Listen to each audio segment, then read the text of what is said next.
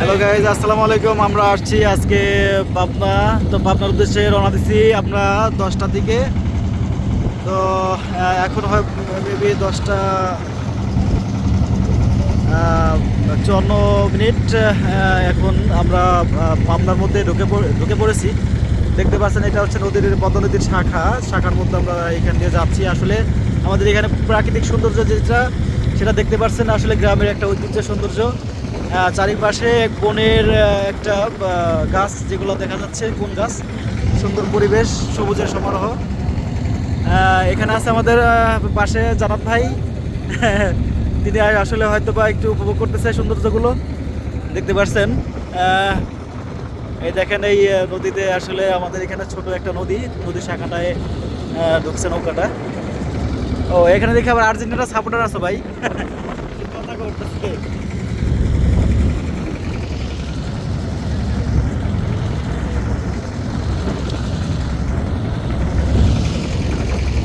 ওই পাশে কলা বাগান দেখতে পাচ্ছেন, এই পাশেও আছে অনেক অ্যাভেলেবেল কলা বাগান।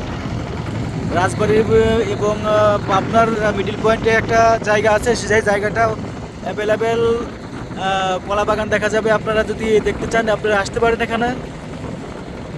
এই কলা বাগান থেকে আপনার অনেক কলা রাজবাড়ি এবং ঢাকা এবং অনেক বাইরে বাইরে চলে যায়। এখানে মূলত মানে একটা কলা এই ধরতে পারেন। সুন্দর একটা পরিবেশ, খুব সৌন্দর্য। গ্রামের আসলে ঐতিহ্যটা আমার কাছে অনেক ভালো লাগে। কার কাছে কেমন লাগে জানি না, কিন্তু আপনারা হয়তো আসলে বুঝতে পারবেন যে ভালো লাগে। মেঘাচ্ছন্ন পরিবেশ, ধীরে ধীরে বাতাস, আসলে আমার কাছে ভালো লাগছে ভাই। অনেক লোকজন দেখতে পাচ্ছেন, মেঘের আকৃতিটা দেখছেন, কি সুন্দর পরিবেশ, কি সুন্দর জায়গা।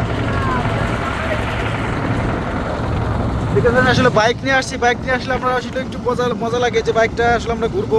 এই যে বাইকটা দেখতে পাচ্ছেন।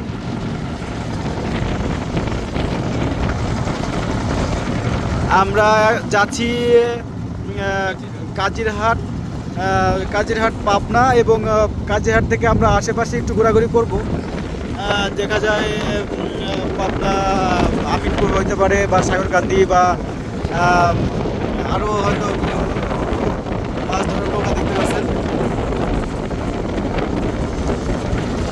কাকা আসসালামু আলাইকুম, ভালো আছেন? কাকার বাসা কি এই পাশেই?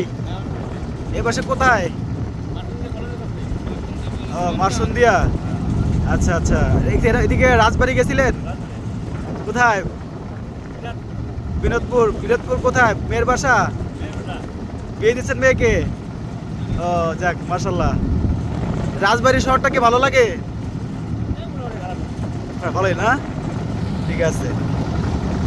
দেখতে পাচ্ছেন কাকা আসলে রাজবাড়ি গেছিল উনি।